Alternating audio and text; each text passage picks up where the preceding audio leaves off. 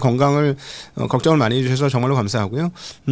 조금 무리스러운 운동을 계속하고 있는 것은 하체가 튼튼해야 서 있을 수 있기 때문에 계속 운동을 하고 있다 라는 점, 여러분도 하체 허벅지입니다. 네, 건강은 이코르 허벅지, 허벅지 운동 많이 하시는 하루가 되시길 빌겠습니다. 자, 오늘 장 한마디. Cash is trash. Cash is trash. 예. 오늘 원자재 가격부터 한번 살펴보도록 하죠. 야, 이게 웬일이니? 끝이 없어요. 끝이 없이 계속해서 올라가고 있습니다.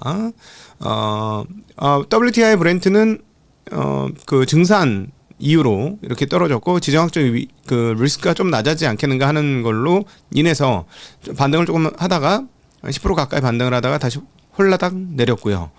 그래서 이제 석유 원자재 가격은 많이 떨어졌습니다.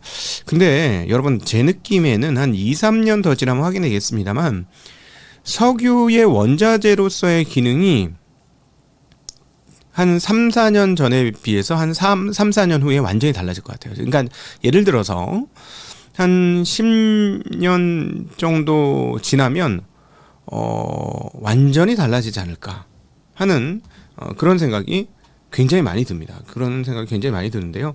자, 금값이 사상 최고치를 찍었습니다. 금값 흐름들 한번 살펴볼게요. 자, 최근 들어서 금값이 굉장히 많이 올랐는데요. 최근 한 달간의 상승폭이 10%에 육박하고 있습니다. 한 달간에 10%예요. 어떤 자산보다도 많이 올랐다고 볼 수 있죠. 1년으로 볼게요. 자, 1년에는 44% 올랐습니다. 굉장히 많이 올랐죠. 예, 그리고 볼게요. 이게 2010년대에 기록했던 최고치보다 압도적으로 많이 지금 올랐다. 미쳤다. 아주 엄청나게 올랐다. 네. 그러니까 현금이 트래시인 거야. 금이 뭐 대단한 역할을 하는 게 아니잖아요. 금이 그 헬스클럽에서 잃어버린 내 금반지 생각나네 갑자기. 그걸 누가 들고 왔어. 네, 어쨌든 헬스클럽에서 조심하시기 바랍니다, 여러분. 그 시티 없는 사각지대에 뭐 벗어놓으면 그냥 없어지는 거야. 자, 네, 그렇고요. 자, 다음으로는 금값만 보지 말고 이게 지금 저희가 조금 불안한 부분이 생기기 시작했어요. 지금의 가격 상승에 대해서 은값 보죠. 자, 은값은 지금 일주일 동안 6%가 올랐어요. 네, 은값은 아까 금값하고 좀 같이 좀 비교해서 보셔요. 은은 금보다는 채굴이 훨씬 더 쉽고 좀 흔하죠. 지금 한 달 내로도 엄청나게 올랐고요. 자, 그 다음에 1년 동안 47%나 올랐습니다. 1년 동안 47%나 오르는 흐름들 보여줬고 많이 올랐죠. 굉장히. 자, 그 다음에 최대치로 한번 볼까요? 이게 2010년대 저 고점 근처까지 왔는데, 자, 보세요. 고점 올라갈 때 굉장히 가파르게 올라가요. 보통은 떨어지는 게 가파른데 얘만 이상하게 올라갈 때 급작스럽게 올라간다. 지금 벌써 과거에 2번 있었잖아.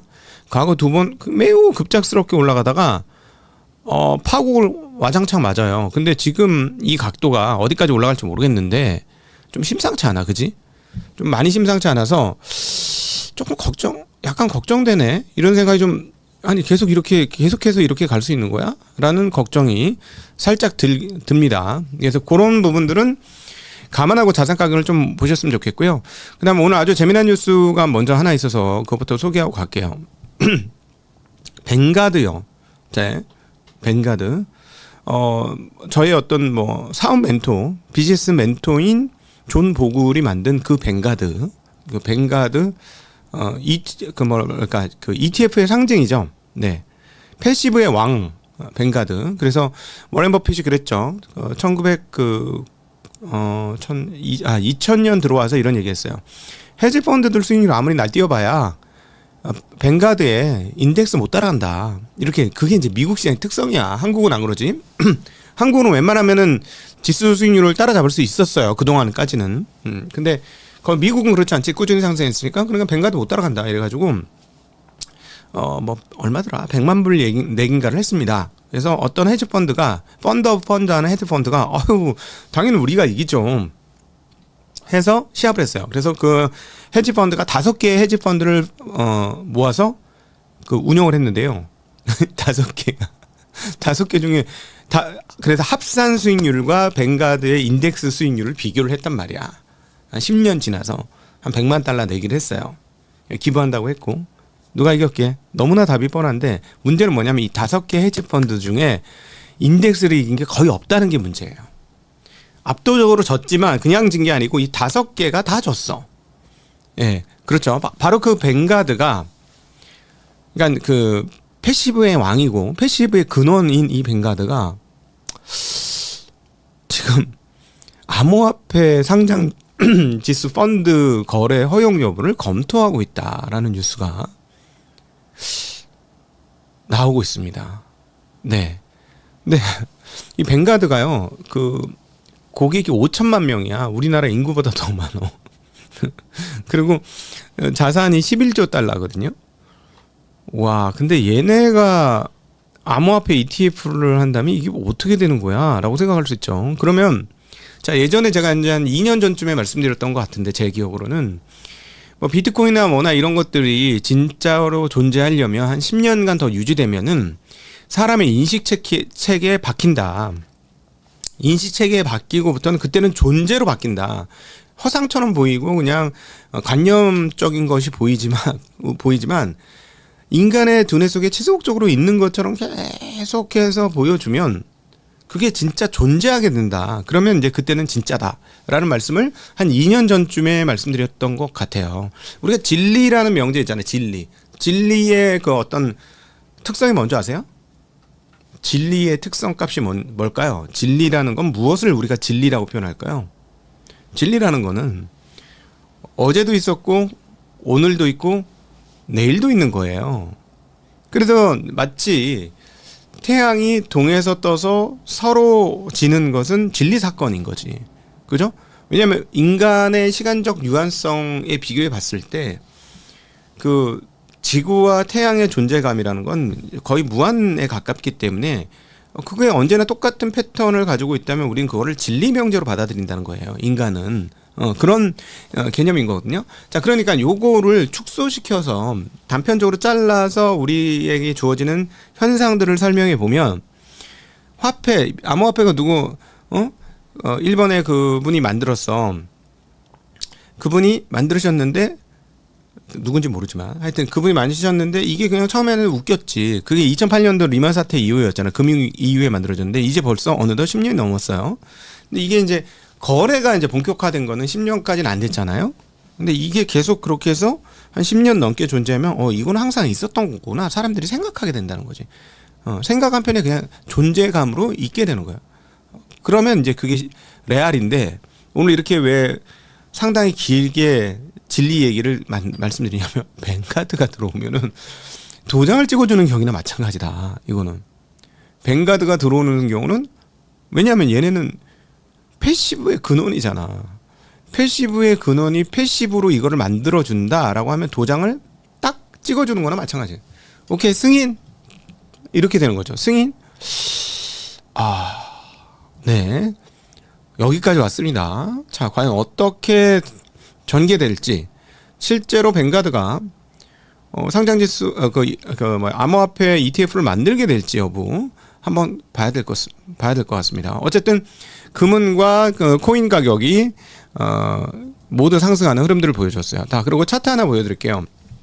그럼에도 불구하고 현재 시장을 이해하는 중요한 차트 하나가 있습니다. 미국 은행 차트인데요.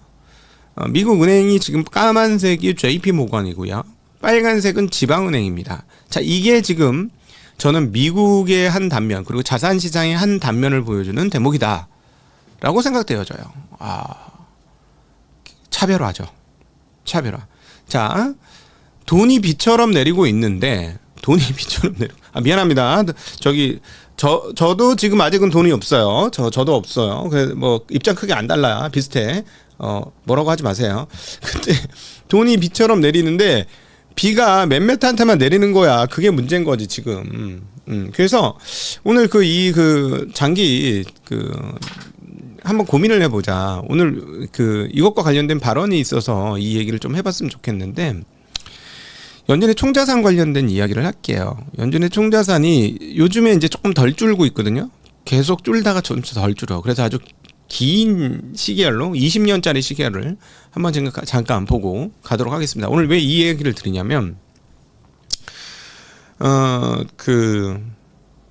한 연준 총재가 발언이 좀 있었기 때문에 이거를 좀 보게 되는데요. 어떤 발언이었냐면 제프리 슈미드 캔사스시티 연은 총재 발언이었는데 이분이 여러 차례 공개적으로 대차 대조표는 과도한 수준이라고 얘기해 왔다. 다만 시장 영향을 살펴가면서 자산을 축소하는 것이 중요하다라고 얘기하면서 또 무슨 얘기했냐면 적정 준비금 규모 추정은 상당히 어려운 문제인데 준비금은 2.6조 달러까지 감소할 수 있다고 판단한다. 라고 했어요. 근데 적정 준비금이라는 거는 상업은행과 은행들이 준비금으로 그 중앙은행에 예치하는 그런 돈들이고 그게 2.6조 원까지 줄어들 수 있다라고 얘기한 거고 그럼 지금 그거보다 좀 꽤 많다는 얘기잖아요. 근데 지금 지금 연준 총 자산은 얼마인가요? 6.6조에 오른쪽 끝에 보시면 6.6조인데 적정 준비금이라는 게 2.6조면 한번 고민을 해봐야 되는데 그러면은 총 자산은 얼마여야 하는가? 준비금보다는 훨씬 많아야 될 거 아니야. 은행 준비금보다는 총 자산이. 그러면 2.6조 달러라고 하면 한 2배는 돼야 되지 않겠어요? 총 자산이? 우리 그냥 통밥으로 우리끼리 한번 생각해 보자는 거야. 우린 전문가는 아니고 무슨 이런 연방준비 인사 될 사람들도 아니니 그냥 한번 편하게 생각하자. 2배 이상은 돼야 될 거 아니야. 그럼 저거 한 6조쯤이면 끝나겠네. 아무리 많이 떨어져도 지금 6.6조인데. 자, 그러면 다시 한번 보죠. 자, 왼쪽 밑에서 보면 리만 사태 전까지는 완만하게 계속 꾸준히 늘었습니다. 1조 달러 미만이었어요. 저 왼쪽 밑에가 8천억 달러부터 시작한 거잖아. 그 다음에 첫 번째 뭐가 있습니까? 리먼 브라더스 사태가 벌써 벌어지면서 미국의 금융위기가 100년 만에 금융위라고 하면서 저 시커먼 저게 침체입니다. 경기 침체. 그 침체도 왔었죠. 꽤 긴 침체가 왔습니다. 2008년, 2009년 2년짜리의 장기 침체가 왔고요. 그러고 나서 그걸 헤쳐나가기 위해서 2조 달러까지 늘렸어요. 예. 그래서 침체를 벗어날까 했는데 안 벗어나. 그리고 2010년, 11년에 뭐가 있었어? 유럽 피그스 위기가, 재정 위기가 터졌죠? 유럽 재정 위기가 터지니까 어떻게 돼? 2011년에 줄이지 못하고 다시 한번 늘립니다. 그래서 어디까지 올라가요? 3조 달러까지 늘어납니다. 3조 달러인데 유럽이고 뭐고 계속 헤매고 있어. 그래서 3차 양적 완화를 또 추가로 하면서 저게 4조 5천억까지 올라가죠. 자, 그러니까 장장 이때만 해도 4배로 늘은 거야. 약 1조 달러가 4.5배니까 4배가 유동성이 늘었어요. 그런데 이 사이에 인플레이션이 있어 없어? 신비로운 일이지만 인플레이션이 없었어요.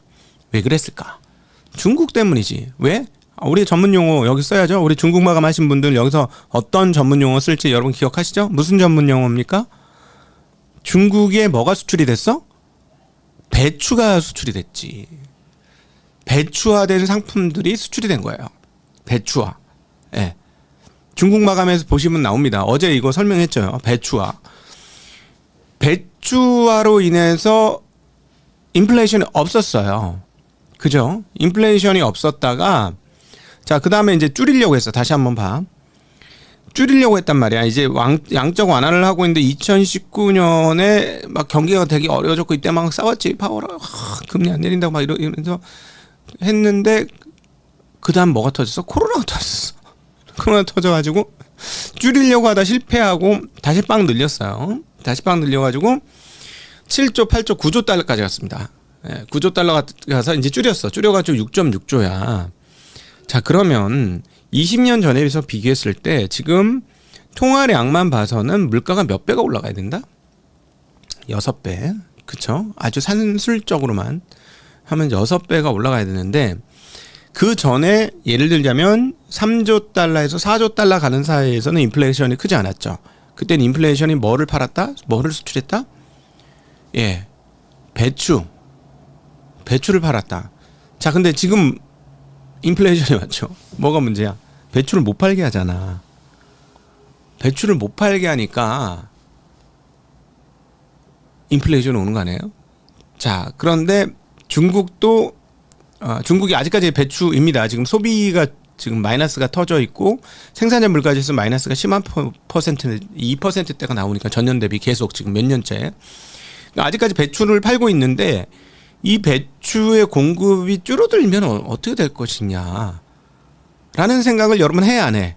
자, 그러니까 여기에 대해서 레이 달리오가 뭐라고 했죠? Catch is trash라고 2020년에 코로나 때 얘기를 했습니다. 자, 오늘은 여러분은 그 현상이 시차를 두고 발생하는 것들을 목격하고 여러분 계십니다. 예. 우리는 그걸 지금 목격하고 있는 거다. 예. 현금의 배추화. 사실은 배추화는 미국에서 먼저 시작한 거야.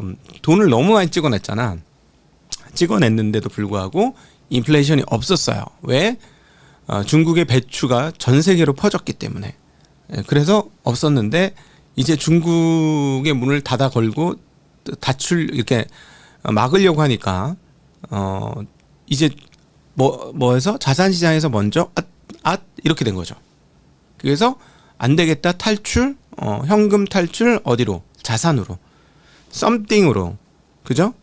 something wealth로 가는 거지. 그냥 그 캐시 웰스에서 something wealth로 넘어가는 거야. 그러니까 현금 갖고 있지 말고 다른 데로 가자.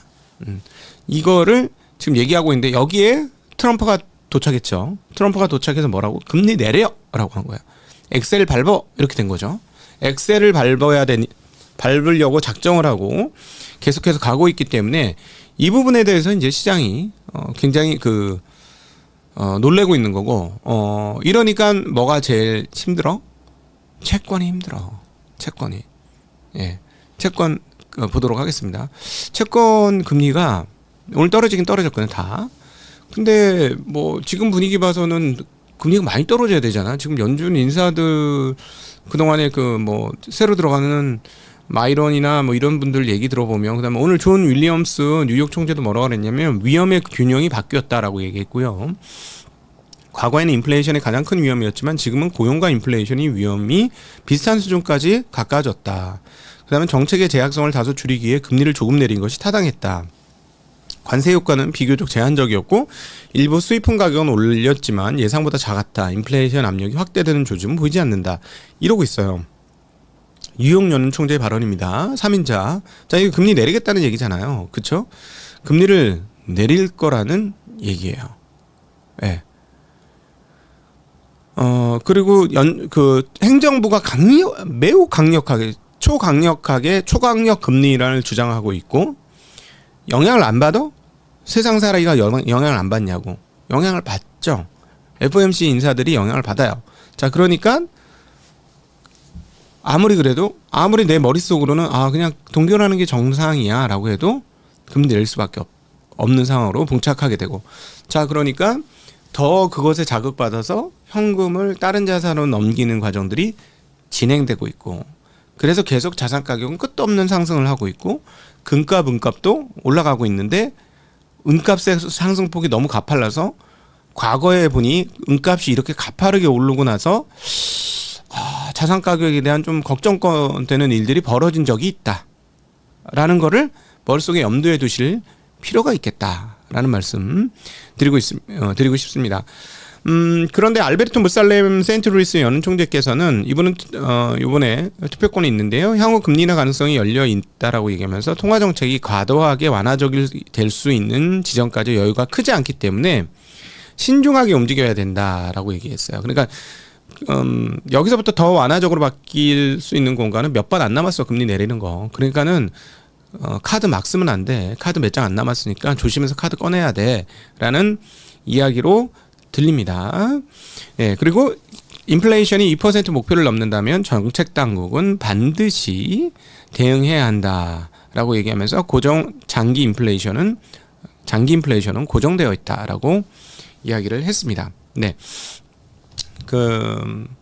근데 이제 여기에 이제 매파 분 중에 이제 이분은 투표권이 없으니까 베스 헤메 클리블랜드 연총은 물가는 지나치게 높고 잘못된 방향으로 흘러가고 있는 중이다라고 얘기했고요. 관세는 인플레이션의 큰 문제 중 하나라고 기존의 입장을 유지했습니다. 서비스 물가가 높은 곳에서 머무르고 있는 것도 우려 요인이다라고 얘기했고요. 고용시장 일부 취약 시그널이 나오기 시작했고, 그러나 전반적인 상태는 양호하고 적지만 해고도 적은 상황이다라고 얘기했습니다. 27년에 가야 2% 물가에 도달할 수 있다라고 얘기하고 있습니다. 그러면서 기대 인플레이션이 고정되어 있긴 하지만, 장기 기대 인플레이션 고정되어 있긴 하지만은 계속 이 부분이 아주 중요하면서도 우려스러운 부분이다라고 이야기했습니다. 그래서 고용보다는 자기는 물가가 더 걱정된다. 근데 이분이 투표권이 없어요. 뭐 이렇게 얘기하고 있습니다. 그래서 현재 그 상황들은 이해가 되죠. 그러니까 채권이 이런 대표적으로 이제는 거의 절반 정도가 금리를 추가 인하할 수도 있다라는 태도로 많이 바뀌었고, 한 번 금리를 인하한 건 당연했고, 상황을 봐서 금리를 한 번 정도 더 인하할 수도 있다, 뭐 이렇게 얘기를 하고 있는데, 채권 금리의 하락폭이 미미한 것은 통화 가치의 하락을 다들 알고 있기 때문이다라고 말씀드릴 수 있겠죠. 자, 환율 보도록 하겠습니다. 달러 값이 떨어지자 매우 빠르게 타통화가 강세를 조금 보여주는 흐름들을 나타내었습니다. 네. 엔화 가치가 148.64, 우리 원화는 100엔당 941.9를 기록을 했습니다. 원화가 오늘 1,400원까지 떨어지면서 타통화 대비 상당히 강세를 보여줬는데요. 자, 과연 여기서 자산시장의 1등은 누가 될 것이냐. 자, 감히 러프하게 한번 말씀드리죠. 이 외환 동향을, 통화 동향을 맨날 보여드리잖아요. 이 중에서 통화가치 제일 센 놈이 앞으로 시장 제일 많이 올라간다 라고 감히 말씀드릴 수 있겠습니다. 자, 한번 볼까요? 다시 한번 볼까요? 지난 한 석 달 동안 저 통화 중에 누가 제일 강세였어? 네, 저 통화 중에 누가 제일 강세였습니까? 통화 중에서 저기였죠. 위안화였죠. 중국 차트 보세요. 중국 차트. 위안화가 최고 강세였습니다. 중국이 최근 2개월간 강세가 가장 큽니다. 그래서 감히 말씀드립니다. 앞으로도 외환 동향을 보자. 외환 강세인 놈이 자산이 제일 많이 올라간다. 자, 그래서 한국 투자하신 분들은 원화 강세를 비나이다 하십시오. 원화 강세 저 1350원 가면 여러분 채권에서 먹는 게 아니라 주식에서 먹을 거다라고, 물론 뭐 부동산도 떨어질 리는 없죠. 우리도 통화가 엄청나게 많으니까. 저희가 부동산 관련된 분들을 가끔씩 모시는데요. 여러분, 아니 자꾸 부동산은 왜 이렇게 저렴해? 댓글들이 막 내가 보다 미쳐버리겠어 진짜. 아니 한 내용의 핵심이 뭔지를 보고 댓글을 다루셔야 될 거 아니야. 근데 맞췄어요, 못 맞췄어요, 맞췄어요, 못 맞췄어요. 뭐 홀짝입니까? 맞췄어요, 못 맞췄어요 하고 하게 계속 그러잖아요. 정책이 얼마 중요해. 지금부터는 일본 그랬죠. 뭐 미국은 말할 것도 없고, 원래 그렇고, 원래 미국은 아예 정책이 그렇게 돼 있어. 주식시장이 올라가게끔. 어제 이제 우리 나침판이 이거 선물해 줄 거예요. 나침판 선물 감사하고요. 나침판하고 이거 선물해 줘가지고 같이 저녁 먹고 얘기하고 있는데, 미국에 저도 몰랐는데, 정말 부끄럽게도 저도 몰랐는데 401k는요 디폴트 값이 주식이랍니다. 네. 우리는 채권이 디폴트 값이잖아요. 최소 30% 이상은 넣어야 되잖아. DC형, 그다음에 IRP 뭐 이런데, 그죠? 거기는 주식이 디폴트 값이에요. 우리나라처럼 예금이 디폴트 값이 아니고. 자, 그러니까 시장이 올라 안 올라? 무조건 오르는 거죠. 오르게 설계돼 있단 말이야. 근데 우리나라는 디폴트가 어디? 정책 자금과 금리와 위험 지수 감안했을 때 부동산이 디폴트 값이야. 그러니까 오른다니까. 그런데 디폴트 값이 오름 쪽으로 되어 있어요. 그리고 뭐 그쪽 관료분들이 다 그 동네 뭐 부동산을 갖고 있다잖아. 팔이 안 오르고 밖으로 꺾이냐고. 그러니까는 그렇게 됐는데, 이게 변화가 조금 생겼잖아요.